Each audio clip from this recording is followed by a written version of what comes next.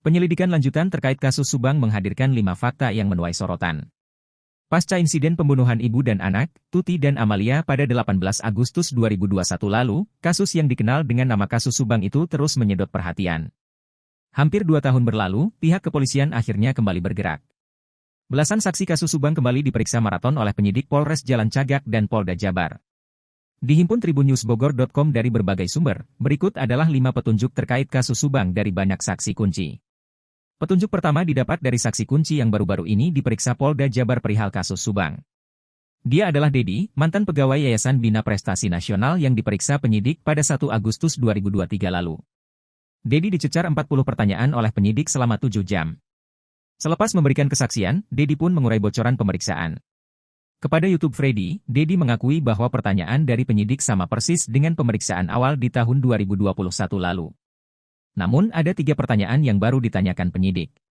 Pertama adalah polisi bertanya soal motor Aerox yang dipakai Danu, ponakan korban pembunuhan, Tuti Suhartini. Untuk diketahui, Danu sempat disorot karena sempat mengambil motor Aerox milik Yoris anak korban yang ditaruh depan TKP, rumah korban di Jalan Cagak. Aksi Danu tersebut terjadi pada 19 Agustus 2021. Polisi rupanya penasaran dengan insiden motor dan Danu tersebut. Lalu pertanyaan kedua, pihak kepolisian bertanya ke Dedi soal kunci otomatis mobil Alphard milik korban. Seperti diketahui, jenazah Tuti dan Amalia ditemukan tergeletak di bagasi mobil Alphard miliknya.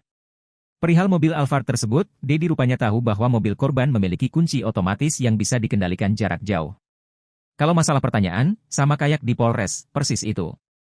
Tambahannya cuma, soal motor Aerox, kunci otomatis dibahas juga, kata Dedi dilansir tribunnewsbogor.com dari YouTube Freddy Sudaryanto. Petunjuk ketiga yang diurai Dedi adalah soal yayasan.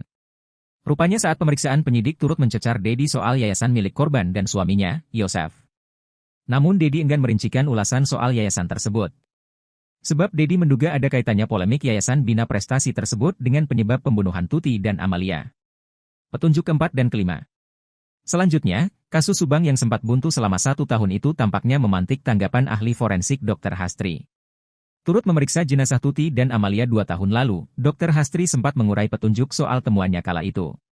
Ternyata sejak dulu, Dr. Hastri yakin pembunuh Tuti dan Amalia bisa ditemukan. Sebab Dr. Hastri berhasil menemukan 2 DNA asing di TKP.